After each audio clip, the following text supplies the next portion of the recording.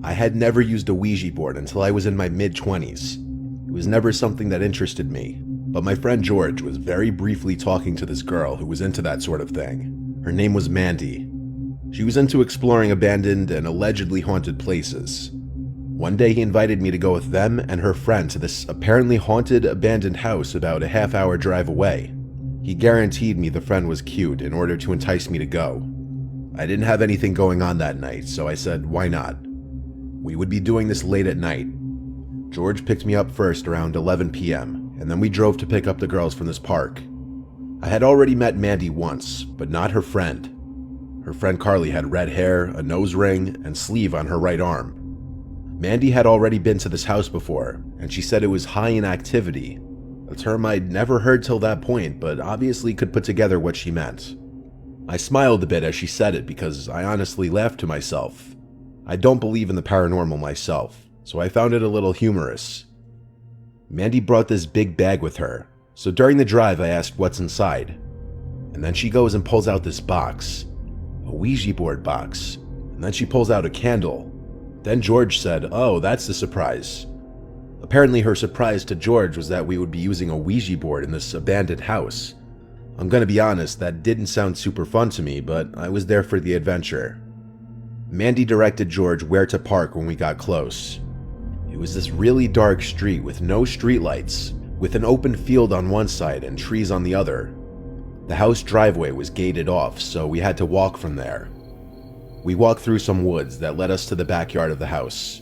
From there, Mandy led us to the back window that she climbed through last time. It was a bit high up, so we had to help the girls up. Then we just climbed in ourselves, and we walked around the house for a bit. All the furniture was still inside, but it was just decrepit. It hadn't been lived in for probably decades.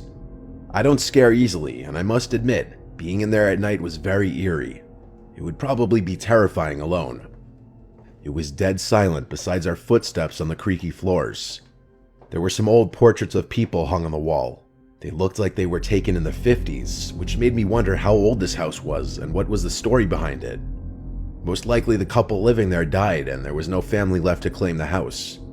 Mandy set up the board on the floor and she lit these 2 candles. I could tell she was really into this stuff. She took lead with this, asking a bunch of spiritual questions. The planchette piece didn't move for the first few questions as she kept asking, is anyone there, can anyone hear, etc. Eventually, it started to spell out the word hello. I laughed and looked at George, who laughed back, but the girls were serious and even said stop laughing. Out of respect, I did stop smiling and put a serious face on. Mandy asked, "What's your name?" and the planchette moved around the board slowly to spell out the name Gregory. She then asked, "How long have you been dead?" and then it moved around to spell out 30 years. I didn't believe any of this for a second. I knew Mandy or Carly were doing this. This went on for some time, and we played along, until there was a huge thump from upstairs in the house. We all jumped and let go of the planchette. George said, "Is someone up there?" and Mandy insisted it could be Gregory. Mandy and Carly put their hands back on the planchette and asked, "Gregory, did you make that sound?" And George and I stopped her and said we need to leave if someone's upstairs. Then we watched as the planchette moved to the word yes. At this point, George and I were convinced the girls were pranking us, and that they had someone upstairs trying to scare us. Then we heard footsteps above us. There was no denying these sounds were footsteps. George and I agreed to go upstairs and check it out, expecting to find someone trying to prank us. The girls kept saying, "No, come back down." We went up the extremely creaky steps and entered the first open door we found. It was a bedroom. The furniture and everything in the room was extremely decayed, and then there was this door right in the corner of the room, most likely a closet. It was cracked open, and we whispered to each other that we thought we heard something in the closet. I put my finger up to my lips to tell him to be quiet, and we listened. When we heard a clear exhale behind the door, we both quickly left the room. We hurried downstairs, expecting to find the girls still in the living room, but they were gone.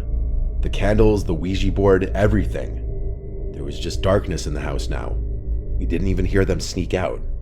We left through the window again in a hurry and ran to the car.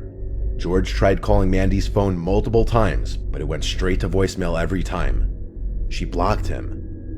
They were nowhere to be found either. We went straight to the car and drove home. George never heard from that girl again.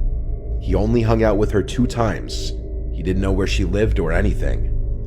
We did form our own crazy theory that they were in fact trying to trap us somehow, and the footsteps upstairs were from somebody they knew.